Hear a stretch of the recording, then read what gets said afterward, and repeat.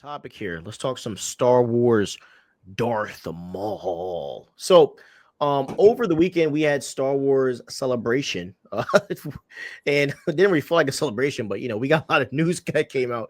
But there was some good things that came out of it, and this is the good thing that came out of it. So there was a Darth Maul show happening, and fans were very excited about it. And it takes place about a year after the Clone Wars, and it will explore Darth Maul trying to rebuild his criminal empire while at the same time dealing with the rise of the empire. So bro, how do you feel about fans being excited about this Darth Maul project, and that Lucasfilm was actually trying to do a project that fans are excited for? Um, I got it. I changed the. So I think that people are. I love that people are really excited over this. I've always wanted to see more of Darth Maul. He was such a great character that never really got to shine, other than his one,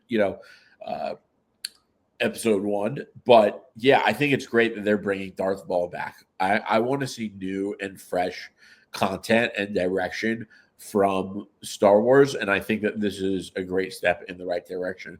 And it's an easy one because always loved Darth Maul. I feel like everyone's always wanted more Darth Maul, so I think that this is a no-brainer that they should have done like 10 years ago. 100, bro. And Darth Maul's a character, as you said, that they've wanted back so much, and we have gotten a fair deal of Darth Maul though. So, but he's such a complex character that you can use him over and over, and fans will still be like enamored. And he is one of the dopest Sith ever, and his character death obviously is a super sad story, but it also is wild because he is insanely powerful, and he's a character that you can always build with, and his involvement.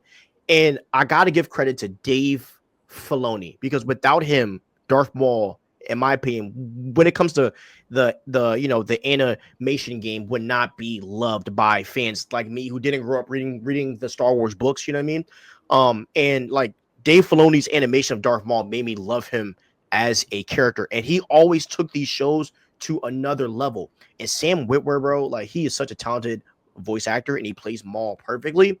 And this show is going to be a big deal. And I'm glad that Star Wars is digging into something that I want to see more of, which is the criminal underworld. And it's funny because you and I, we covered a few months ago that was one of George Lucas's next, bouts. Like he proposed doing a show on the criminal underworld, and obviously it took too much money for them to make at the time. But I'm happy that that they're trying to utilize that, because, like, it is a good question. How did the criminals adapt to the empire? You know what I mean? Right. Like, and you have a dude that is super powerful with the lightsaber, you know what I'm saying? That has the power to make change. So it's going to be interesting to see how that happens. Yeah, I agree. The animated shows sound so interesting. I feel like I should check them out. You think I would like them? I think you would. I Okay. think you would. Clone Wars animated is fire. And then like that last season that they did, where it was crazy because they released the last season on National Star Wars Day. It was, oh man, it was nuts. I know people love that show. So yeah, like I've only seen Darth Maul from episode one, so I didn't really know that much about him, but I always thought he was super cool, especially when you're a kid and like you see that double lightsaber. That was so sick. I think you would enjoy Clone Wars. I think Rebels would take you some getting used to, because Rebels starts off slow, but then like in the last like 2 seasons, that's when it hits peak. And that's when Darth Maul, and when Darth Maul comes in, bro, it takes that show to like right here, So if you watch Rebels, I would start like a few seasons in.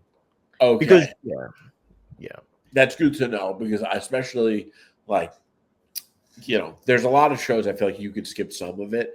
I always meant to do that with Smallville, and ChatGPT was like, skip to this episode, because I don't like shows that are procedural where the plot isn't consistent and each episode feels like one-off story, kind of like the new Fantastic Four comic by Ryan North. I know you're the collector, Yancey reads it too, which I love, don't get me wrong, but I wish it was like a consistent story and not just one-off individual episodic stories.